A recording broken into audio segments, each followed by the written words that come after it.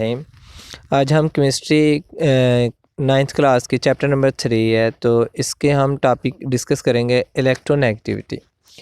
तो first of all सब बच्चों को पता होना चाहिए कि बॉन्ड पेयर क्या होता है। फॉर एग्जांपल हमारे पास ये दो एटम्स हैं, हाइड्रोजन के एटम्स हैं, और इनके दरमियान एक कोवलेंट बॉन्ड बना है। तो कोवलेंट बॉन्ड में जो दोनों हाइड्रोजन एटम्स हैं वो एक एक इलेक्ट्रॉन शेयर करेंगे, और इनके दरमियान ये जो बॉन्ड बना है उसमें ये दो इलेक्ट्रॉन्स हैं। इन इलेक्ट्रॉन्स को हम कहते हैं बॉन्ड पेयर्स।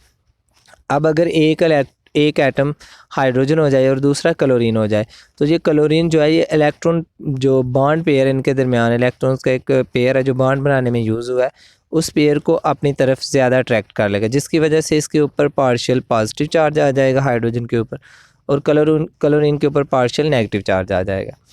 तो क्लोरीन की बॉन्ड पेयर को खींचने की सलाहियत ज़्यादा थी, इट्स मीन इसकी इलेक्ट्रोनेगेटिविटी ज़्यादा है। इसी एबिलिटी को हम कहते हैं इलेक्ट्रोनेगेटिविटी। सबसे पहले हम इसकी डेफिनेशन करेंगे।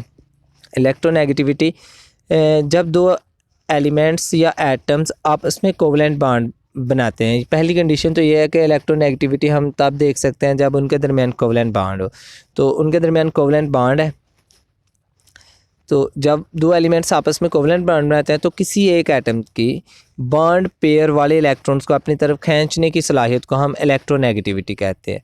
ठीक है कि एक बॉन्ड, दो एटम्स के दरमियान बॉन्ड बना है कोवलेंट बॉन्ड, और उसमें एक एटम्स के इलेक्ट्रॉन्स के पेयर को अपनी तरफ खींचने की सलाहियत को हम क्या कहेंगे?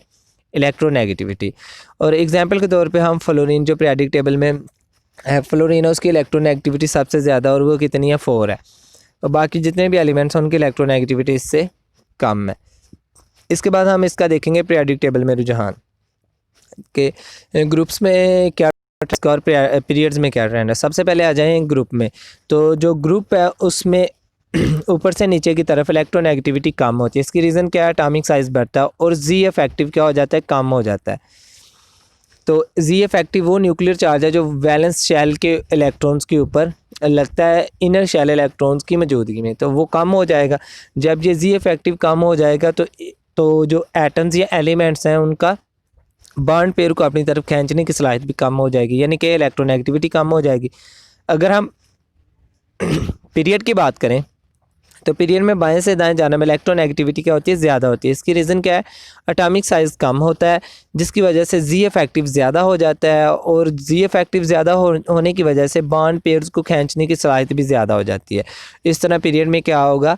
इलेक्ट्रोनेगेटिविटी ज़्यादा हो जाएगी। अब इलेक्ट्रोनेगेटिविटी का डायरेक्ट रिलेशन है एटम के साइज़ पे। अगर फॉर एग्जांपल हमारे पास ये एक एटम है, ये इसका न्यूक्लियस और इसका साइज़ इतना सा, और दूसरा एटम है उसका ये न्यूक्लियस है और उसका साइज़ थोड़ा सा से बड़ा है पहले वाले से। अब यहाँ पे अगर कोई इलेक्ट्रॉन्स का पेयर है और यहाँ पे भी इलेक्ट्रॉन्स का पेयर है, तो ये वाला जो न्यूक्लियस फर्स्ट वन था, ये न्यूक्लियस इस पेयर को ज़्यादा अपनी तरफ अट्रैक्ट करेगा और ये वाला इसको कम अट्रैक्ट करेगा। तो जो ज़्यादा अट्रैक्ट करेगा उसकी इलेक्ट्रोनेगेटिविटी ज़्यादा है, और जो कम करेगा उसकी इलेक्ट्रोनेगेटिविटी कम है। बाकी इसके रिलेटेड अगर किसी बच्चे का कोई क्वेश्चन हो तो वो ज़रूर पूछिएगा। Thank you.